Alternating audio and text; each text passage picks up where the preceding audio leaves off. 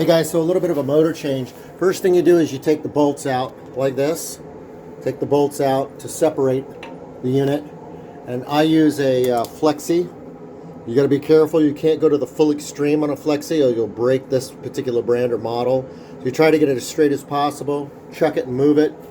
Next thing I do is pull out the top styrofoam. And I use that as a base to stick the motor on top of. Always remember, you have to remember, every single time you see one of these, you cross the leads. Always cross the leads so that it won't kill you. Make sure the electric is off. Open up the two. I only got 2 leads on this one with no ground. So there's no ground on this particular one, which means it's probably going to be 220, which is what I'm going to set it up for at this point. And then if it's bad, if it's not 220, then I'll just drop it down to 110. Then you pull out the electrical. Next thing I got to do is remove the impeller. You'll see that this doesn't have much on it. So what we're going to do is we're going to use a pair of vice grips.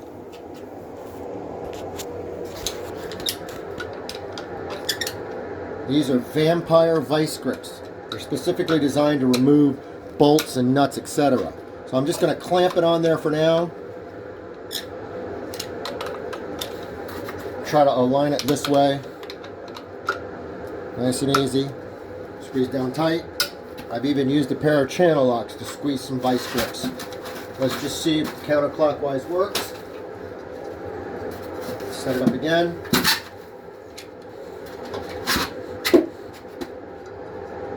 Trying to get the right purchase angle on this. It's an oddball. This is so old, but it's an oddball motor. Sometimes they have a slot in them that you can use a screwdriver. It's still kind of hard. And then sometimes the newer ones, this is all covered with something. So you got to be really careful and use a 7/16 inch wrench that you slip down usually around where the capacitor is in order to hold it on the newer ones. So let's see if I can get this. Most of these are counterclockwise, and I got it. Most are counterclockwise. If I had to stick a screwdriver, a flathead, down in through here, it's going to wreck these little fins right here. It's going to wreck these little fins. You can stick 2 screwdrivers down on each side and then lever both at the same time, which takes less pressure off of that. So right now we're going to clean the impeller because it's funke. There's your shaft seal.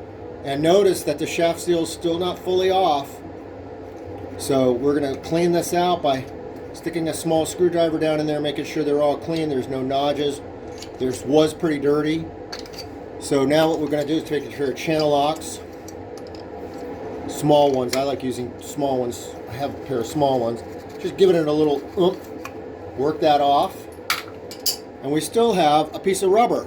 Sometimes you'll try to stick a new shaft seal on it and go, this shaft seal doesn't fit. It's the wrong shaft seal. And it's just you've forgotten to remove this little rubber piece right here. Like that. There we go. Now we've extricated that. And turn this up. I love using this as a stand. It makes it easier to work.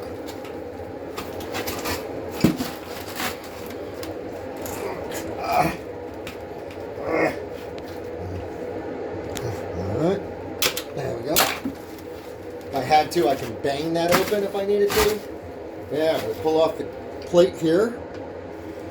Remember, a twist on a screwdriver is much more effective torque than a drop down on a screwdriver. Remember, a twist on a screwdriver is much more effective at getting torsional power. We're going to have to clean this out. We're going to remove the rest of the shaft seal here, turning it upside down. Using a regular straight screwdriver, bangs it right out. There's the rest of your shaft seal. Keep it there in case we have to match it. Now, we have a major problem. Our bolts are completely rusted now. So we can't change the rest of this without proper bolts, which we may or may not have. So at this point, I've got one of 2 choices. I can cut this off completely with a Sawzall and pull this off and try to replace the bolts. Or I could go get a whole new flange. At this point, I'm going to try to cut these and chip these off with a Sawzall, which may or may not work, or a drill. I'm probably going to try for a few moments and not really worry about this. I'm probably just going to get these two pieces redone because it's so old. You can see the corrosion. That's very difficult. Put that on stop for now, please. So I'm just going to go ahead and remove this, give it a chuck or two. We got one out. I like putting everything in the back of my container because you never know if you need the parts or need to double check the parts. I will take one of these bolts to get new bolts.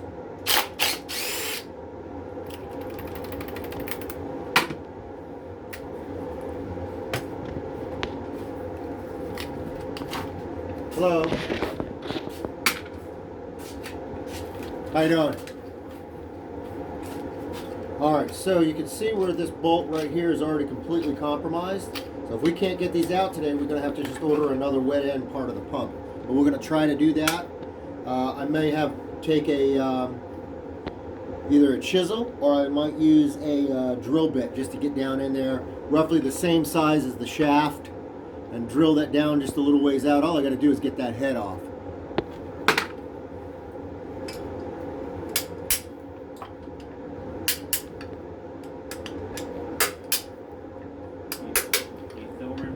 Yes, sir. John, Hey, John, how you doing, buddy? all right. Go ahead and put that on pause. So we're going to have to cut these bolts off. These two bolts are completely rusted. You can see where I tried to drill through. It's not working very well. They're pretty solid. So we're going to cut through the back side.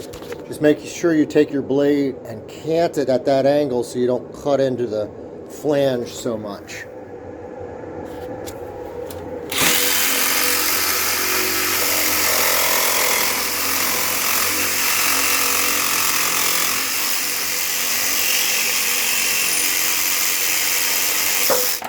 Bingo. Now I gotta punch these back out if this is not too bad to deal with. Should be alright. This is a very challenging and difficult motor change. So it's a good thing we're filming it today. Hopefully I can just punch these right back out through. Bingo. Bingo. So, there's that. Now, if we have replacement bolts in here, which of course we don't, so we'll have to come back at this point. That's it. That's it for now. So we managed to separate that flange from the motor. We had to cut it off. Now we're going to install the new motor. And what we're going to do first is put on that flange and see if we got the right bolts for that flange. So here, there is a drainage piece here. So we know that goes to the bottom of the motor.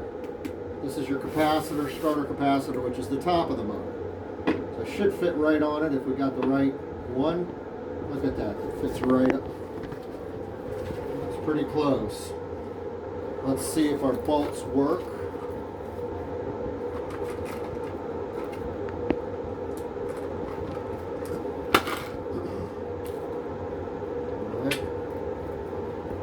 I think we got bites. So I'm just sort of screwing it in by hand just to get them rolling so we don't strip them. And then we're going to use our ratchet with our impact driver and the universal. So, over from before.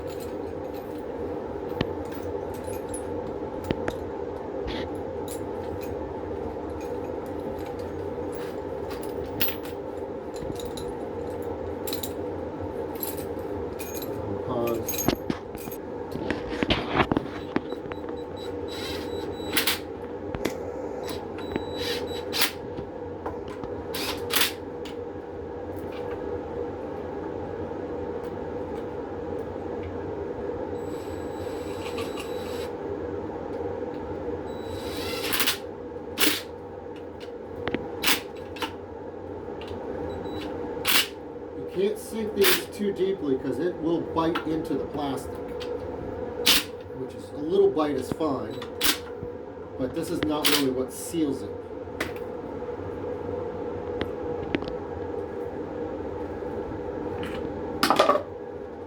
Alright, now this will fit on top of that. Again, that's the drain, and that'll fit on top of that. We've got to put the new shaft seal here and the shaft seal here, and then this goes onto it. But right now, we need to open up the back side so that we can do the electrical. So we just simply flip this over, and we got access to the back side. Turn on pause. Alright, so there's 2 screws back here. I usually use a nut driver, which is just a screwdriver with the size on it. Usually keep it handy. I think it's 7/16.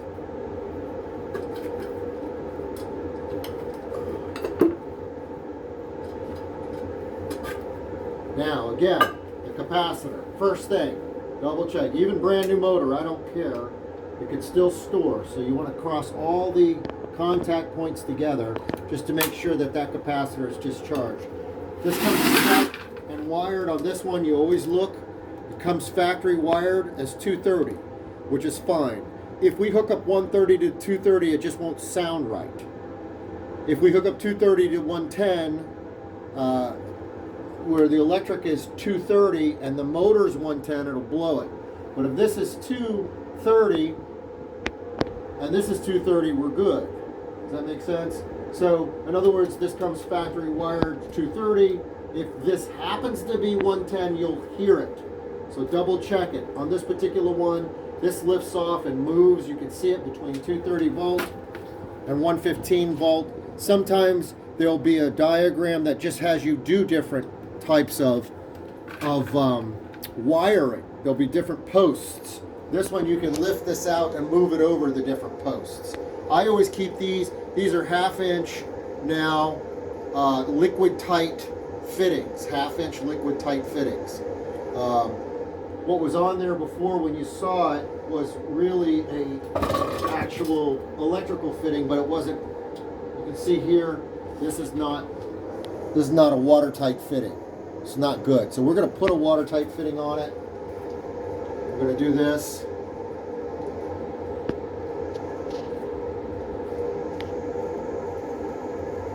I want to take off the set ring. Wiring on this is not the best in the world. Since I've got extra wire, I'm going to do something a little different. Just going to open this up a little with my regular pair of pliers so that I can feed it through a little easier. It won't get snagged on too much. So I'm just straightening the wire here, nice and easy. Looking at the condition of the this plastic, because sometimes this plastic gets burnt, or the casing gets old and it'll get fried.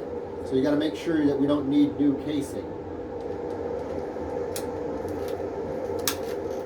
Okay, this is when a pair of needle nose comes in handy to get these back up.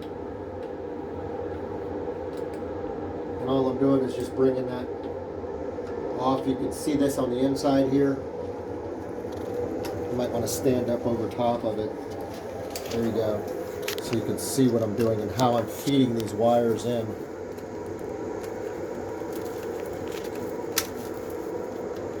Lifting those wires up and feeding them in like that. Oh, my mistake. I forgot to put this on first. Now that I got that on, we'll go back through the whole process again. It happens. Notice I haven't screwed this in totally. My fitting is not screwed in totally right now, so that I can adjust my wires to get them in first. Now, we get this in. Prep my casing a little bit on this particular one. You don't always have to do that. The casing is not good. So I'm going to use a flathead to try to push that edge of the casing. I could have cut the casing instead. But we'll just get that up in there like that. Now it's solid up in there. I got enough play like that. going to screw it a little bit tighter. Now on this particular one, I'm going to use my pair of pliers and my needle nose to straighten that out a little bit more. I need to redo the crimp. You need two 90-degree angles. One's going to come down like this. I need a 90-degree angle here, like that. And then I need a clockwise angle, like that. So I got a 90-degree up, and I got a 90-degree in like this, and then I put a loop in it. Now, these are not easy to get back in, which is why it's nice to have a nut driver on hand. And since I don't have one, you could do it one of two ways. You can either pull this screw all the way out and shove this down in there, or you can gently bend these tabs. Gives you a little bit more room. Since I don't have a nut driver with me, it's missing out of my box, I'm going to try to feed this in with my screwdriver. Hold it in place with my finger. Use my needle nose to really get a good crimp around that, to pull those two ends together. And there it is, nice and tight. And now I just have to screw it down.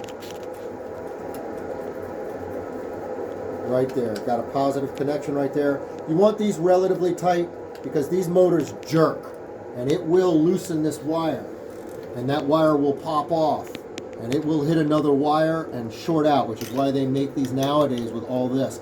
But that wire could pull out and hit this piece of metal and short out easy. So it's again the same thing. I'm going to put a loop in it, straighten it out, put a 90 on it, and then put my gentle, almost 270-degree twist on this, like that. See how that comes out now? Now I can shove it down on there. Again, what I'm going to do is bend my tabs a little bit on this particular one.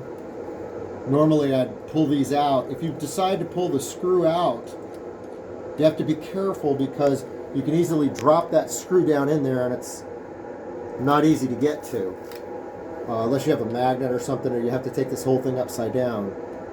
So again, I'm going to feed it down in there at a slight angle.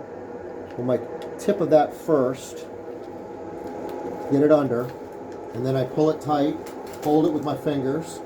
If I did it right, all I've got to do is grab both sides of that. Now it's tight to itself. Notice that my loop is clockwise to my screw.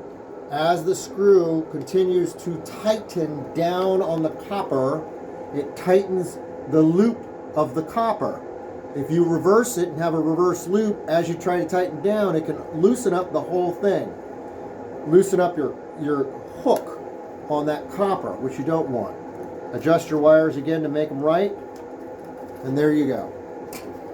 Now, this is where we talked about having a 7/16 inch wrench. Now, there's only a couple ways. In the old days, there were many different ways. You should have been able to go under the rotator contactor or whatever. Nowadays, you can get usually underneath part of the back side of that, and you want to get it to the shaft. So I just put that 7/16 in. I'm trying to hit that shaft so that it locks down like that. So I just lock that shaft. Now I can put my shaft seal together, and then I can screw the impeller on with that 7/16 inch wrench holding the shaft. There's different methods of holding that shaft. There are different types of shafts. There used to be one that actually had an opening right here next to the head that you could put a pair of pliers down in there. So you just have to be creative in what you're doing. Now here's the shaft, the new one. Notice that it's in plastic. The key to this, ceramic to ceramic. That's ceramic, that's ceramic. Do not put this side next to the ceramic or next to the rubber. You have to go ceramic to ceramic. In this case, black and white. That's generally how they make them a lot nowadays. They were a lot more confusing in the old days. You take a little dab of your goop, stick it on the outside here. You take a little dab of goop, just a dab, and put it on the shaft seal, put it on the shaft threads. That allows this to go down. Now, this actually went down very, very easily, and I just did that backwards. So because I did it backwards, I'm cleaning that ceramic. The ceramic needs to be clean. You don't want to touch the ceramic like I just did. Put it on backwards. So this should go down. Take the piece of plastic, because you don't want to touch the ceramic, and you could use a 3/4 inch piece of PVC that is coupling. You put it right on it and go down in there. This piece is in plastic because you don't touch this. Even more important than touching that. I'm going to take a little tiny bit, go on the inside, just to give it a little bit of lubrication. It's not about sealing it, it's just to give it some lubrication. So we undo that, use your plastic. Turn it over. And again, if it's really bad, you can use a piece of 3/4 inch PVC, should fit right down on it. That's your shaft seal. There's your drain hole. There's your drain hole. There's the top of the motor. Goes right over top. Should kind of sit right in there. Clicks right in. It's a little warped, so we're going to have to warp it back into place. And there's my turn knob. And you'll see it's ceramic to ceramic. There's a spring load. So I'm going to tighten it down. You don't need to over tighten it, because it's done the same way. When every time this turns on, it'll tighten itself. Just enough. There you go.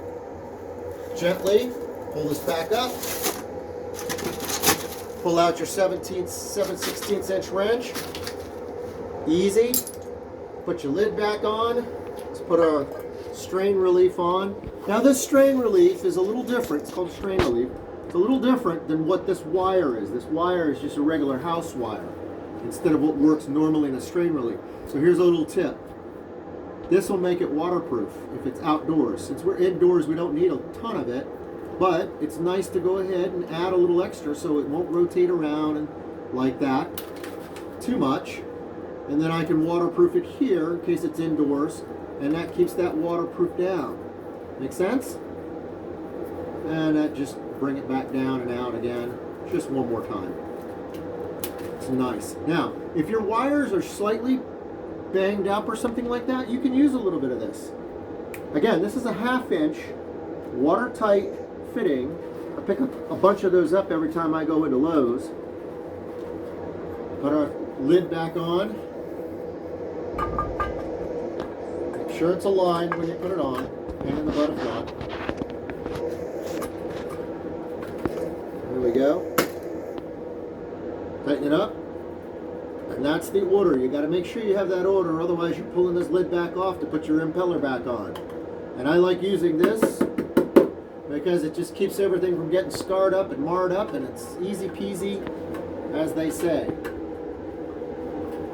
Just easier to work on with your electrical when it's up in the air and not laying down on its side. And you don't want to lay it up on the end without something keeping it from getting funky. Alright.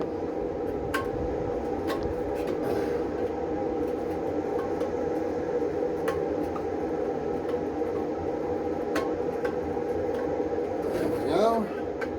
Like every fitting, go back and forth a few times.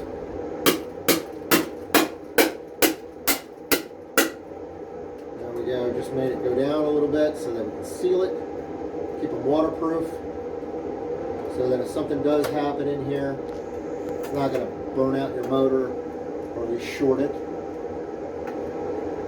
unless it goes totally underwater. There we go. And voila. And we got our motor. Alright, now we do have a volute seal or a disperser, a new one. Unfortunately on this one I didn't get a new housing gasket seal. That was my mistake. I should have looked. Always look for the housing gasket. You're going to replace these gaskets, and you're going to replace the motor, and you're going to replace the screws. This usually has a top mark on it. We know this is the top. Fits right in perfect. Now, because this is an older gasket, I'm going to goop it healthily with my Anderson's, not Anderson's, this is Magic Glue. And you can even put some down into the screw holes so that those screws get down in there and then they don't corrode as much. Now, I'm going to go all around that gasket hole, especially on the bottom here since he didn't give me. Make sure you double check your suppliers. They don't always give you everything you need. So I'm doing this little outside rim outside that so we don't get a leak, hopefully. There we go. Now we feed it in gently.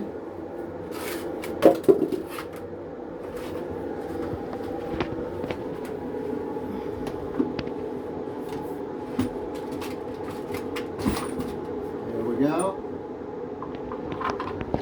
Hand feed it for now. On a different one on the opposite side. Hand feed it. Wiggle, wiggle, wiggle.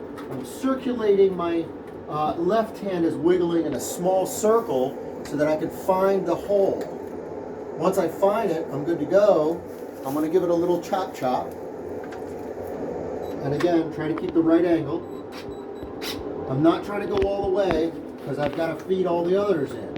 If I go too tight right now, it makes it harder on the other screws. Now all the holes should be aligned. There we go. Again, try not to make this angled. See, I got a little angle on this right here. I got a little angle on this. See that angle? Which is nice, but we don't want to overdo it and break the these angle joints. So there we go. I couldn't get that one in, so I'm going to wiggle wiggle for now. Can't get that one in, try it on the other side.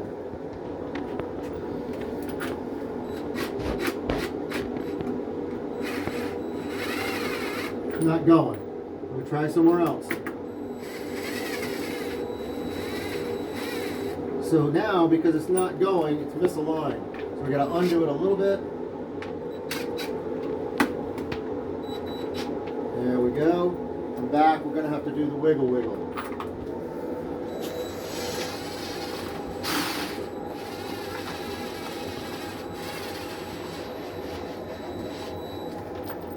There we go. Yeah.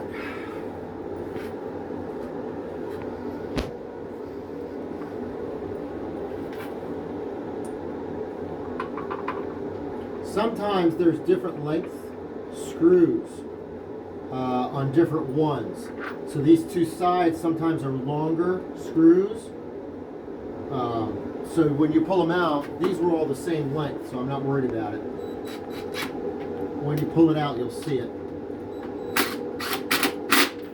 There we go. Now we do a star pattern, just like a wheel.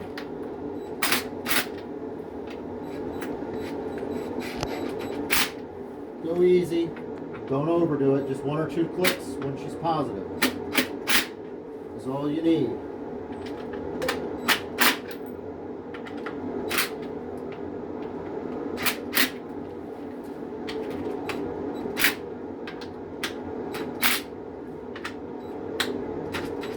And that's your change. Thanks.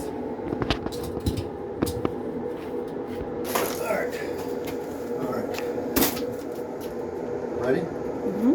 Play. Alright, so what we're going to do is take the old motor, dump it right down into here. Put your old shit in there too, or stuff. Put your other right back up on top of it. There's all your trash right there. And you got a motor that can do something with. Alright, let's see if we can start this. This system happens to be below grade. So, this was in an open position. Since there's no return line valve, we should have had that in an open position. We'll start with filtration. Make sure the lid's on right. Open up our suction lines. Open up these two lines. which is our return lines. You can hear it filling. Let's see what happens. It sounds good. We're getting full prime. It sounds right. So it was wired as 240. You can always come and check it if you need to, but I'm confident. And you can always go back to your breaker box. This particular breaker box has a double pole, double pole, double pole. So a double pole, of course, where the two bars are across, is 240. That's why I knew to leave it wired as such. Thanks for watching. Pure Water Pools.